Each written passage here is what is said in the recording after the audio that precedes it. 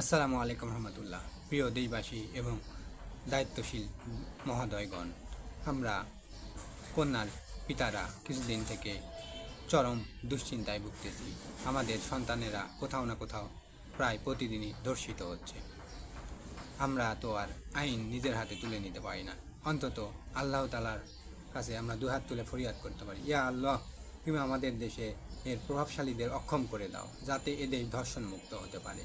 কারণ এদেশের বিচার ব্যবস্থা ধর্ষকদের উপযুক্ত বিচার করে না। আর তা না হলে এমন কিছু নরপশুদের দ্বারা তাদের পরিবারের বর্বর আক্রমণ করার ব্যবস্থা করে দাও, যাতে তারা ধর্ষণের উপযুক্ত শরিয়া আইনে বিচার করতে পারে।